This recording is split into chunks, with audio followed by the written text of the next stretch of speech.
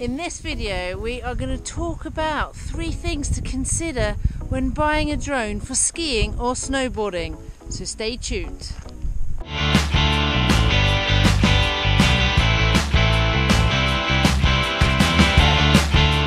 Welcome back everybody, and welcome back to the Free Flow Ski channel. Now this channel is here to make skiing easier and the mountains safer for you.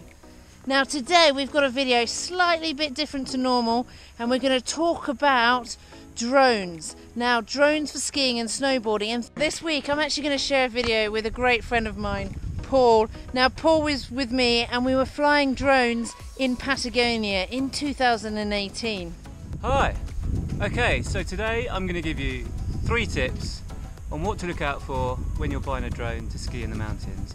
And I'll tell you why, because for years, I'm sure like all of you, I've had a GoPro and we get some good footage, but it's always the same, point of view, boring, face on, and it's always shaky, and no matter what sort of stabilisation software you use, it's just never quite good enough. So I decided to go out and buy myself a drone, and there's 3 things to consider.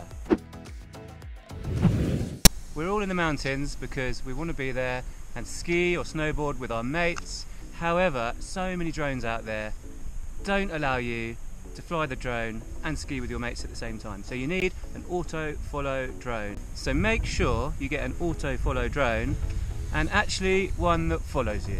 So make sure you do your research and make sure you check that they can really track you when you're skiing down that mountain at Mach 10. So point number 2, one of the most important in my opinion, is make sure you get a drone that is easy to set up and get in the air.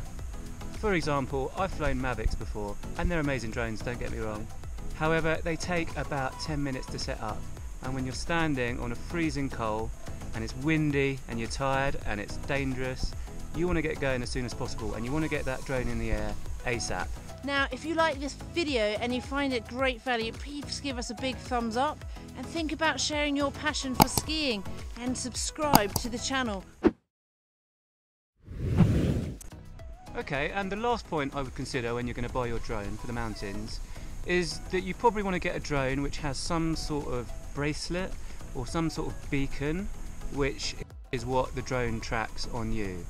So many of the drones out there track the controller, or even they track your mobile phone.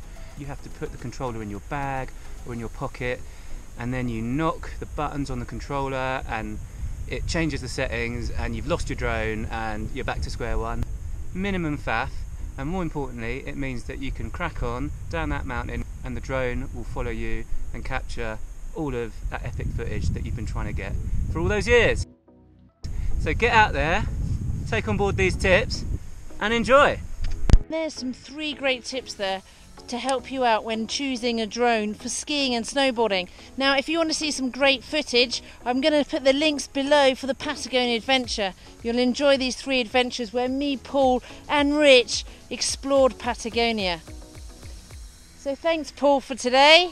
No problems. Thank you for watching, and see you in the next one.